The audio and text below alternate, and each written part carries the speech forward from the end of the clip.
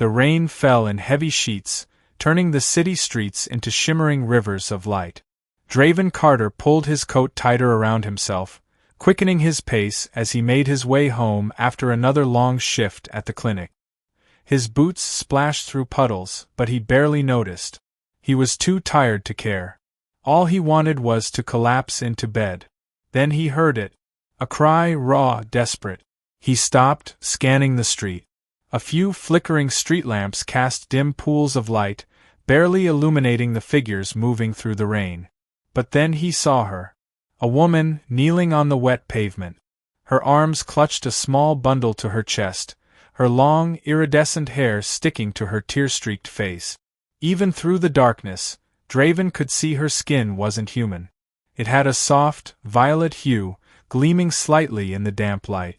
"Please, someone, please help," her voice broke, barely more than a whisper, but filled with so much agony that it made Draven's breath catch. Without thinking, he ran toward her. "What's wrong?" he asked, crouching beside her. The woman lifted her head, and he saw her eyes, golden, wild with fear. She didn't hesitate. "My baby," she choked out. "She won't wake up." Draven's heart lurched. He glanced at the bundle she was holding. Small, too still. He reached out instinctively. "Let me see her." The woman hesitated for only a second, then carefully placed the child in his arms. Draven peeled back the damp cloth, revealing a tiny face.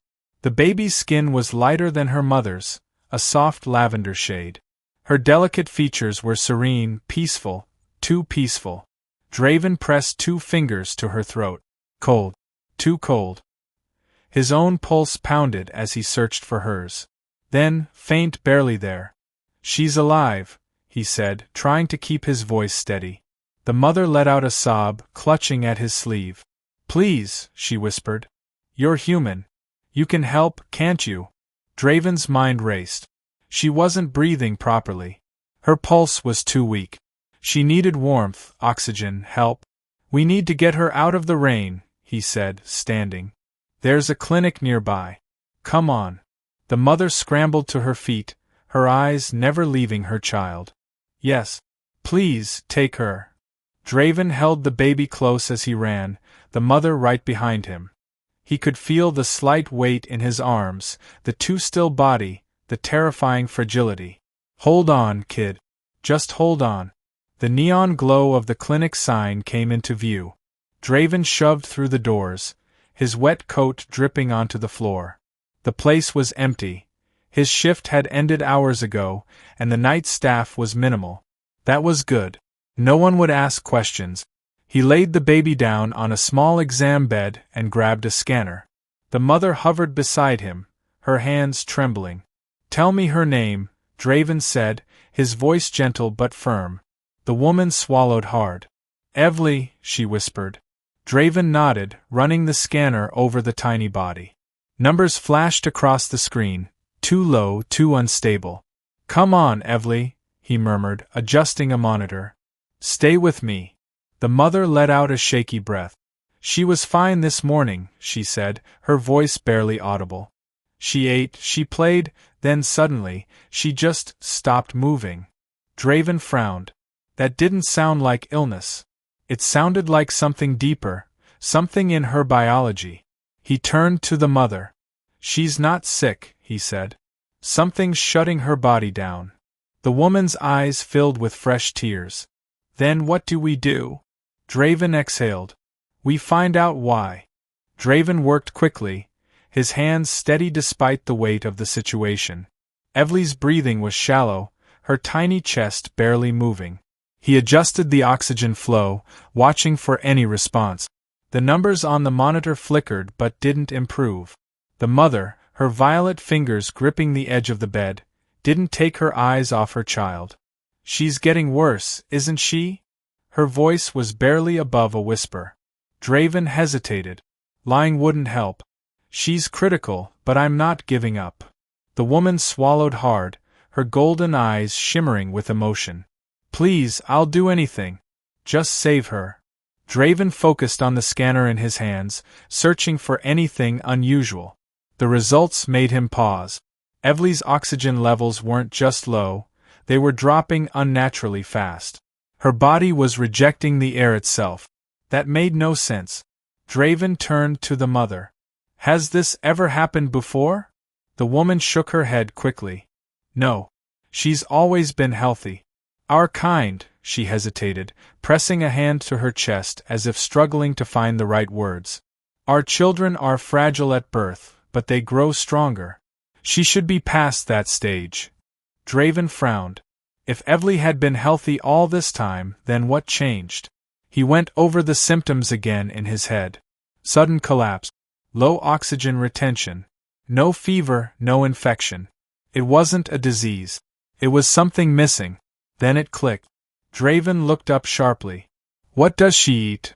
The mother blinked, thrown off by the question. She drinks my lithium, she said. It's a nutrient she needs. I give it to her every few days. Draven leaned forward. When was the last time? The woman's lips parted, but no words came out.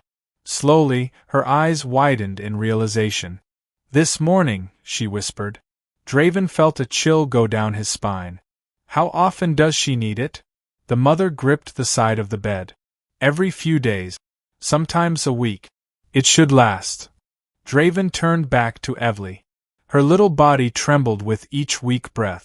It's not lasting, he said. Something's wrong with how her body is holding on to it. The mother pressed a hand to her mouth, her shoulders shaking. No, she breathed. No, that can't be. Draven reached for a syringe. We need to test it. Do you have any lithium left in your system? She nodded frantically. Yes, I do. Then we'll find out why it's not working. She held out her arm without hesitation. Draven quickly drew a sample and analyzed it under the scanner. The results loaded fast. His breath caught. Lithium wasn't just food, it was life support. The compounds inside were designed to sustain Evely in ways human nutrients never could. Without it, her body simply stopped. And right now, it wasn't holding. Draven turned to the mother. Her body is burning through it too fast. The woman shook her head, her face pale. But why? What's changed? Draven's jaw tightened. I don't know yet. But if we don't replace what she's lost soon. He didn't finish the sentence. He didn't need to. The mother pressed a shaking hand over her chest, as if trying to will her own body to produce more. Her breath came fast, panicked. I can give her more, but what if it doesn't stay? Draven looked at the test results again. We might need to modify it. Strengthen it somehow. The mother's golden eyes filled with fear. Can you? Draven met her gaze. I'll try. There was no other option. Draven worked quickly, adjusting the settings on the scanner while the mother cradled Evely in her arms, whispering softly in her own language. The baby barely stirred. The sight made Draven's chest tighten. He'd treated critically ill patients before, but this was different. This wasn't just a medical case. This was a mother fighting for her child's life. And he wasn't about to let her lose. The test results scrolled across the screen, but there was no clear answer. He could see the lithium's composition, but nothing explained why Evely's body was burning through it so fast. He clenched his jaw, thinking. It had to be something recent. Something that changed. His gaze flickered to the mother. Has she been sick at all? Even something small? She shook her head. No. But, she hesitated, looking away. Draven narrowed his eyes. Tell me. The mother exhaled shakily. 2 days ago, she fell. Just a small fall, she barely cried. I didn't think it was serious. Draven's mind raced. A fall? Could that have triggered something? He scanned Evely's body again, this time focusing on her internal functions. As the image built itself on the screen, his breath caught. There. Deep in her tiny system, something was off. A small, almost imperceptible shift in her body's ability to absorb nutrient. It wasn't an illness, it was an imbalance.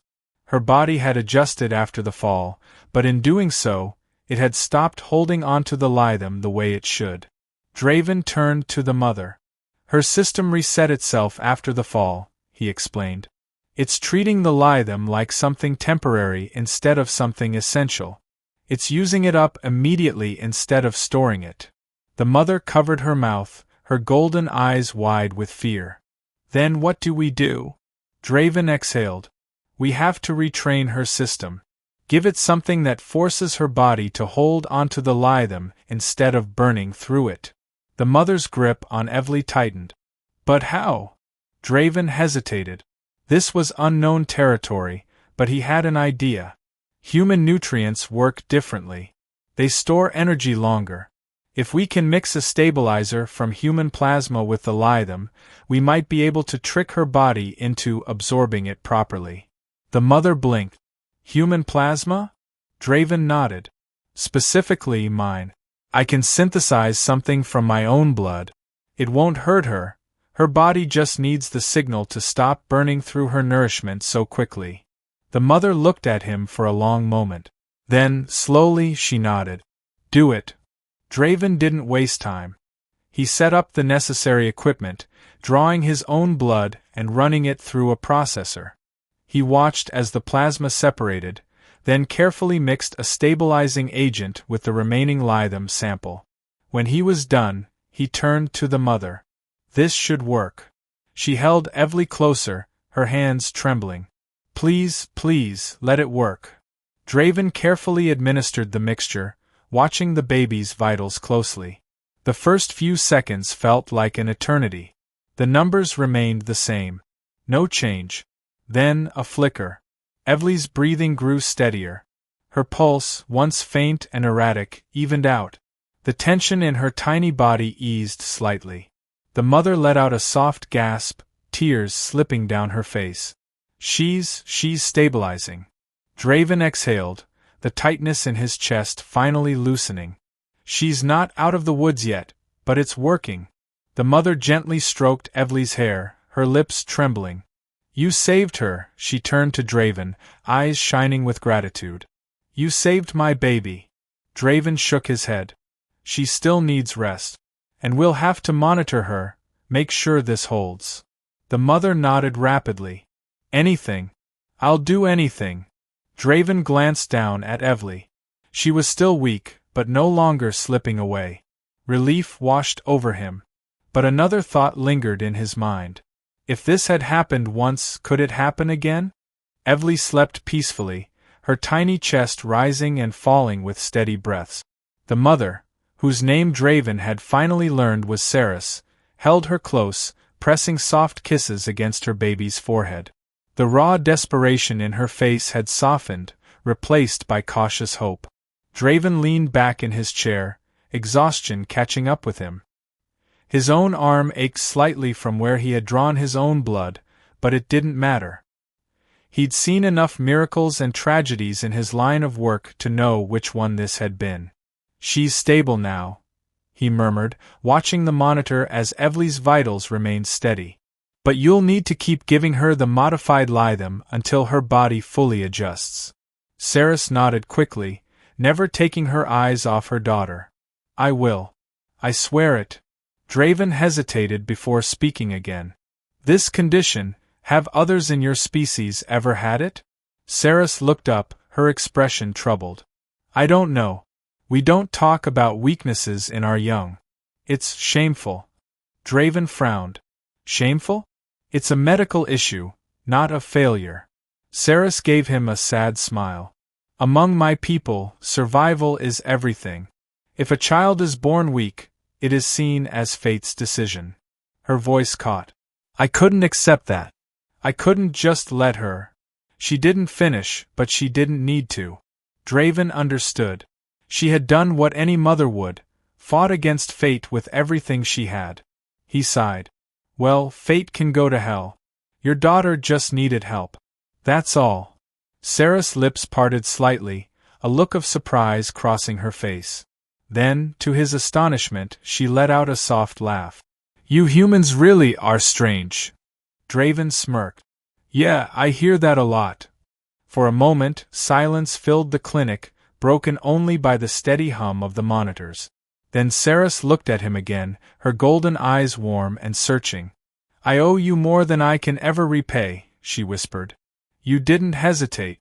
You didn't ask for anything. You just helped. Draven rubbed the back of his neck, suddenly feeling a little awkward under her intense gaze. That's kind of my job. Saras tilted her head slightly. No. It's more than that. You cared. You fought for her like she was your own. Draven exhaled, looking at Evely's tiny, peaceful form. She deserved that. He paused, then added softly, You both did. Something in Saras' expression shifted, something deeper, unspoken. Draven felt it too. A quiet understanding, an unbreakable thread now tying them together. He had saved her child's life. And in doing so, he had become something more than just a doctor to her. She reached out hesitantly, placing a hand over his. Her fingers were cool, delicate, but her touch was firm. Thank you, Draven, she whispered. For once, he didn't know what to say. So he just held her hand back.